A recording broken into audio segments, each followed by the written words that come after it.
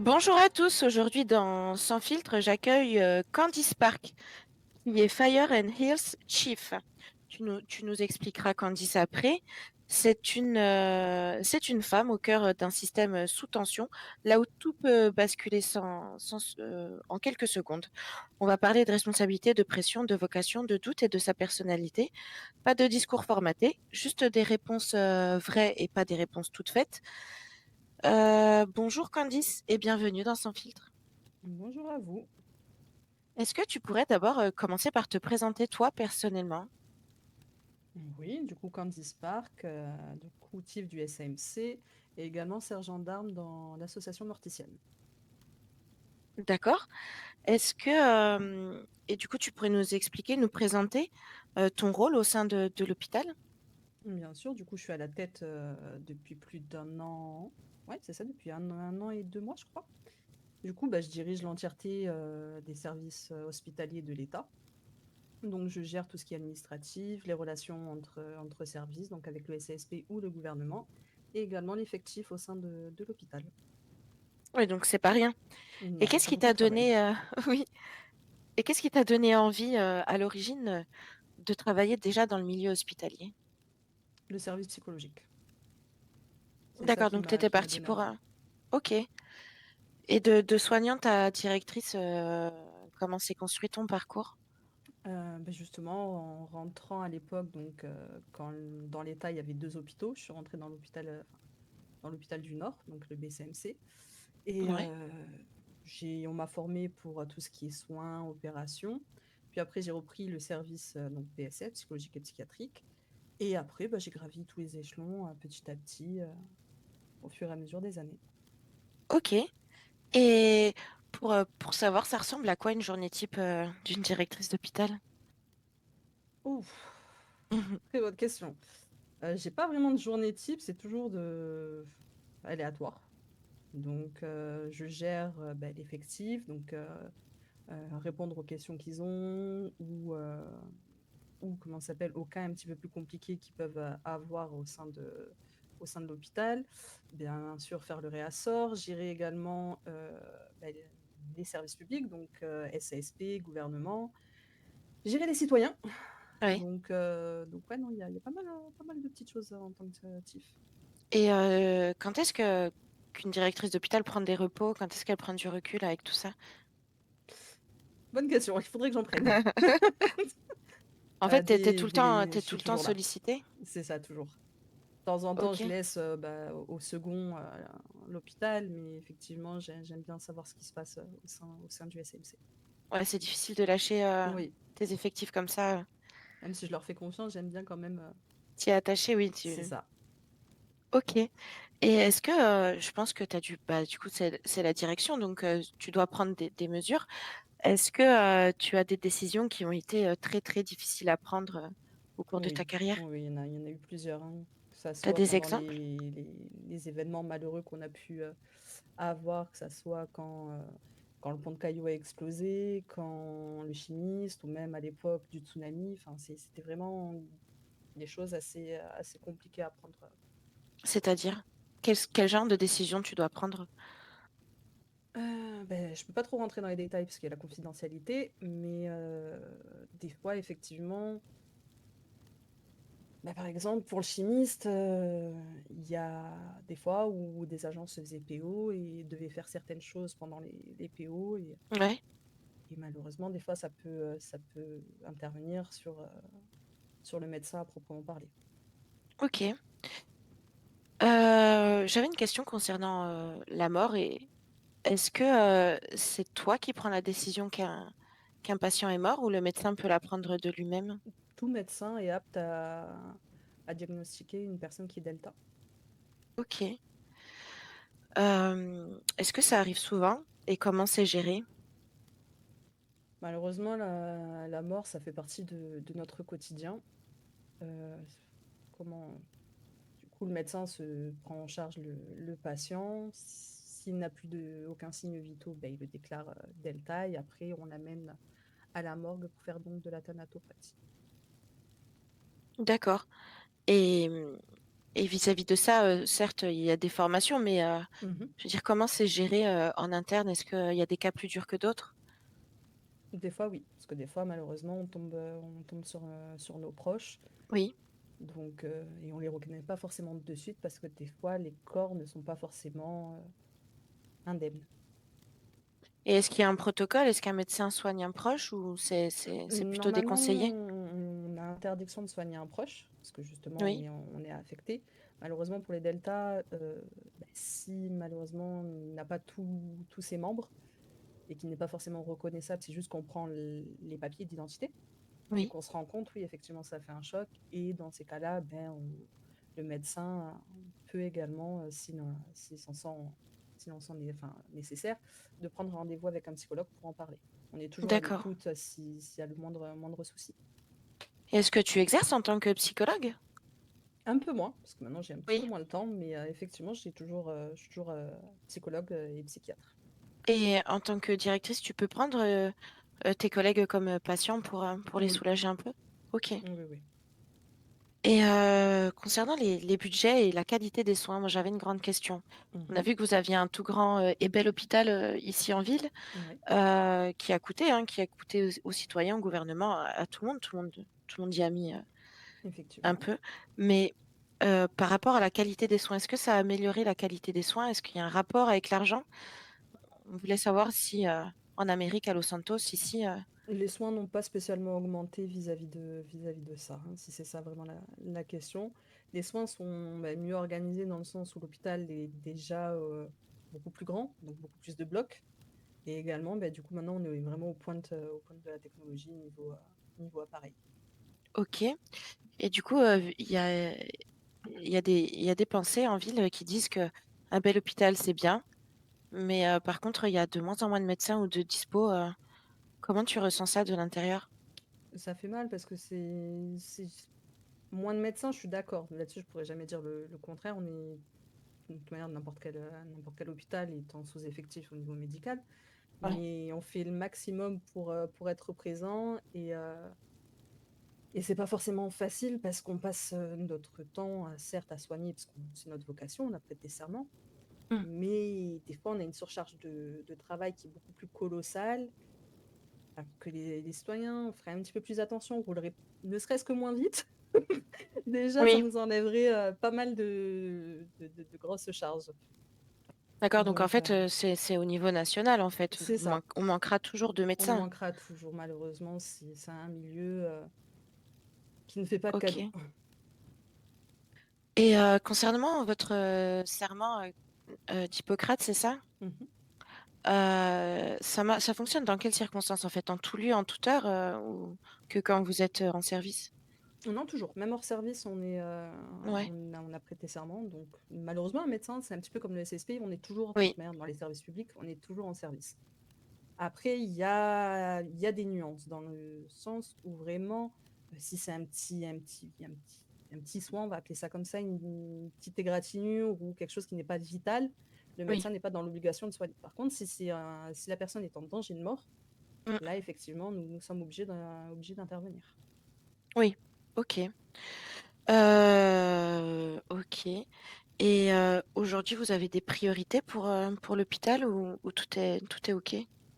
À part le manque d'effectifs? Toujours la même chose, j'allais dire, hein, effectivement, un recrutement, on essaye de recruter en masse. Et qu'est-ce qui fait que vous attirez, dans ce métier? Qu'est-ce qui peut Hum, attirer? Très bonne question. C'est ce qu'on se pose quotidiennement. C'est pour ça qu'on essaye de divertir un petit peu plus les services. Ouais, de Mais les spécialiser, mais c'est ça. ça Et c'est reste une surtout que vocation, hein, on aime ou on n'aime il pas. y a ça. Il y a la vocation, il faut avoir les épaules pour. Ouais. Parce que voir tout ce qu'on voit au quotidien, c'est pas facile. Avoir la charge de travail, la pression, il faut avoir les épaules. OK, donc faut soutenir les équipes. Vous avez une équipe de soutien? Vous vous soutenez? Vous On faites se des sorties ensemble? soutient, oui, c'est ça. On se soutient entre nous. On fait souvent des soirées pour se détendre. Donc on essaye vraiment ben, du peu qu'on est, de rester fidèle entre nous et de se soutenir, peu importe. S'il y a quelqu'un qui a un coup de mou, ben, on est là, on le relève et on est avec lui. Ouais, OK. Mais que penses-tu de la phrase qui dit: «Il y a qu'un médecin qui peut comprendre un médecin», Je pense que ce que vous vivez de Oui, l'intérieur, c'est trash. c'est ça. Parce que les différents types de blessures qu'on peut voir au quotidien, ça choque, ça marque. Donc effectivement, il n'y a qu'un médecin qui peut comprendre ce que ça fait. Et et tu les trouves engagés? Toi, t'es médecin, enfin, il n'y a rien Oui, à... Ils sont très, oui, très engagés. Ils oui. travaillent beaucoup? La moyenne d'heures, oui, c'est environ pratiquement facile pour une semaine, hein. Ils sont faciles, donc ouais, une journée de travail sûre. Donc Ah oui, 24 heures sûres de... ah oui. Ouais, c'est la moyenne. Après, le Après, record, ça a été 80 heures. ouh, ah oui, un médecin acharné. C'est ça, mais généralement, ouais, c'est plus d'une journée de travail facile. Après, qu'est-ce qui vous rend fier dans ce métier, à part le remerciement? Ah ben, voir que le patient s'en sort et qu'on a réussi notre boulot, hein, donc s'il est en danger de mort, ben, on a réussi à qu'il continue sa vie sans trop de séquelles, parce que bien Hmm. évidemment, des fois, il peut en avoir. Mais c'est vraiment, oui, c'est c'est ce côté de la médecine qui est beau. C'est voir Quand, le quand le patient. patient rentre Ouais, en état critique et ressort bien. c'est ça. Ça, c'est gratifiant. Ok. Concernant vos crises et vos situations sensibles, vous avez des protocoles mis en place, comme je vois Crise, quand vous c'est-à-dire. intervenez?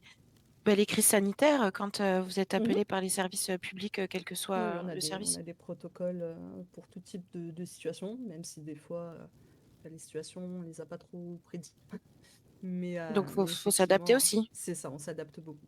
Bah, par exemple, pour le chimiste, là, on n'avait pas Oui. vraiment de salle à proprement parler pour une mise en quarantaine, donc on a dû faire avec et après s'améliorer vis-à-vis de ça. Et d'accord, mais en salle de crise, ça se passe comment? Tu communiques, enfin, le chef de dispo sur place communique avec le SASP et le gouvernement, On ou communique beaucoup avec les services publics.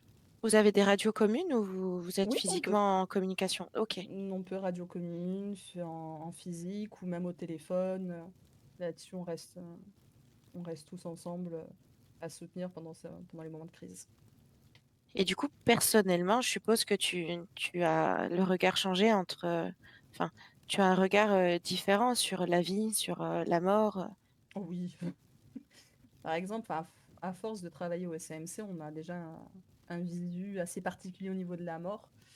Euh, j'ai pas envie de dire qu'on en rigole parce que c'est pas le cas, mais on est beaucoup plus détendu entre guillemets parce qu'on le vit au quotidien.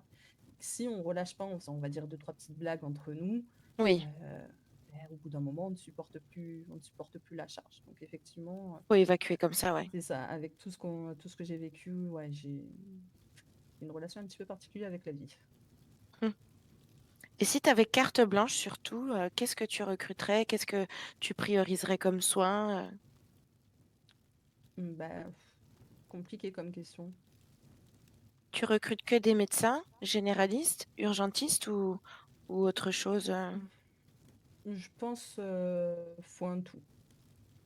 On peut pas, en tant que médecin, rester un grade particulier ou à une fonction particulière. Hmm. Au bout d'un moment, la charge est trop importante, peu importe quel domaine c'est beaucoup trop. Donc pour moi, ouais, non, faut se diversifier. Hmm. Et au niveau de la technologie, tu m'as dit que vous aviez des technologies de pointe. Vous avez quoi? Ben, on a là notre IRM et notre radio sont au top. Donc Ouais. là-dessus, c'est beaucoup plus agréable, ne serait-ce que pour le patient ou pour nous, de faire les examens. Les blocs également, beaucoup plus détaillés au niveau de... Bon, après, tout ce qui est ustensile, donc, comment ça s'appelle, scalpel ou autre, ça reste un classique, mais vraiment, pour tout ce qui est neuro ou même cardio, c'est vraiment beaucoup plus poussé. D'accord. Et par rapport au conseil, est-ce que tu aurais un conseil à donner à quelqu'un qui vient à l'hôpital dans un état critique, ou une personne inconsciente? J'avais entendu parler de téléphone d'urgence, de contact d'urgence. Ça, C'est quelque chose effectivement, qu'il c'est faut. dans la fiche citoyen, on demande les contacts d'urgence. Et si la personne elle se fait prendre en charge et qu'elle vient seule, du coup, on contacte quand même un proche de sa famille. Mais pour les Oui. personnes qui viennent à l'hôpital, ben, pas hésiter à solliciter un médecin parce que des fois, vous avez une blessure grave, mais vous ne le dites pas. Donc, on ne vous fait pas forcément passer en prio. Donc, faut Oui, c'est pas vrai que si on minimiser, prend que des c'est ça. médicaments à la pharmacie, Faut pas minimiser ces blessures. Si vraiment vous sentez que c'est grave, vous informez le médecin et il vous prend en priorité. et auquel cas, il y a pas de médecin urgentiste de perm là? Thierry, donc Ouais, on a recruté Thierry récemment, qui fait un petit peu plus que Bob, donc qui est un petit peu plus poussé au niveau des soins, mais oui. ça n'empêche que dès qu'il y a un membre du SMC qui prend son service, aller faire un petit check pour vérifier que Thierry a bien fait le boulot et qu'il n'y a pas de complications. OK, donc retournez s'il y a pas de médecin, après Thierry, retournez voir un médecin et C'est ça. aussi avoir toujours un contact d'urgence, à contacter en cas de Ouais, problème. c'est ça. Et si jamais, et si jamais il y en a pas ou qu'il est indisponible, et que quelqu'un se présente comme étant ami, famille, est-ce que On vérifie toujours. et comment? On vérifie, déjà oui, si c'est pas dans le contact, on vérifie auprès de la patiente, du patient, Ouais, s'il est apte à parler. Et sinon, on fait très attention à qui on fait monter en chambre. OK. On ne laisse Vous pas avez voir déjà eu n'importe qui. eh oui, par rapport à la sécurité, je suppose? C'est ça. Vous avez eu déjà des soucis, par rapport à ça? Par rapport à la Été mis visite des en danger? patients, non, Ouais, mais il y a déjà des assaillants armés qui sont rentrés à l'hôpital, donc plusieurs fois. Donc, on fait très, très, très, très attention vis-à-vis de ça. ouais. D'où le fait Et qu'à l'hôpital, les portiques sonnent. OK. Et du coup, est-ce que, enfin, comment dire? Vous avez déjà sûrement dû être en danger parce que, bah, par exemple, des amis de patients étaient en stress ou Oui, furieux ou qu'importe pour quelle oui, raison oui. Ça, et c'est c'est quotidien. géré comment? Ah oui? Ça, généralement, on m'appelle. On m'appelle parce que justement, bah, les patients, ne serait-ce que quand ils s'inquiètent pour leurs proches ou même quand ils sont impatients d'attendre, ce qui est compréhensible, hein. Moi, la Mmh. première, quand j'ai mal, j'ai envie d'être soignée de suite. Mais bah, du coup, je descends et où j'arrive, en tout cas, je vais les voir et je leur explique la situation calmement et en essayant de répondre aux questions qu'ils peuvent avoir. D'accord. Et vous pensez, vous ouvrir, peut-être à Paletto ou à Roxwood Alors ou ça à serait dans l'idéal un jour, hein, pourquoi pas faire comme le CSP et se rediviser. ouais? Ça, c'est toujours l'objectif. Mais sinon, au niveau Paletto, de toute manière, on ne change pas la procédure comme à l'époque. Donc, on fera toujours une semaine chaque début de mois à Paletto D'accord. et après le reste à Pillbox. OK. Donc en attendant l'effectif, complet, pourrait pas aller jusqu'à Roxwood? Roxwood, c'est un petit peu plus compliqué parce qu'il est quand même assez proche de Paletto. Ouais, Mais effectivement, ça serait bien qu'on puisse ouvrir tous les hôpitaux de l'État. d'accord. Et j'ai vu aussi que vous êtes, ben, soit diversifié, soit agrandi, par rapport à la section Fire et avec vos belles ambulances rouges. C'est ça. Est-ce qu'on peut en savoir plus? Du coup, on a effectivement, pendant nos 5 jours d'absence, on a un petit peu refondé l'hôpital. Donc, on s'est focalisé vraiment sur la formation en extérieur, parce qu'à proprement parler, en interne, il y avait pas vraiment de soucis. Mais en Ouais, extérieur, pour nous, on n'était pas assez efficace. Donc, on a refait la structure. Donc, on s'est amélioré sur les dispositifs. Donc, quand une fire est déclenchée, donc quand il y a un feu en ville, peu importe la structure. On s'est également diversifié dans les recherches au niveau aérien et également au niveau de la plongée. c'est-à-dire recherche aérienne, Avec un hélico, savoir repérer une personne, Ah oui.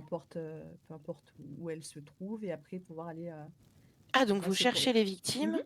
On les cherche dans vous tout, OK. aérien, à la mer, tout. Ah super. Et par rapport au feu, vous avez aussi une casquette de pompier quelque part? Mhm.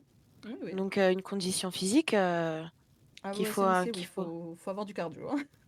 et oui, mais Ouais, c'est je pensais que bah, je sais que c'est un peu physique parce qu'il faut courir partout dans tous les services, porter les patients et tout, les pousser, mais la section, pompiers, du coup, c'est là, il y a tout la là, il y a réellement le physique proprement parlé, et pas juste le cardio. Là, OK.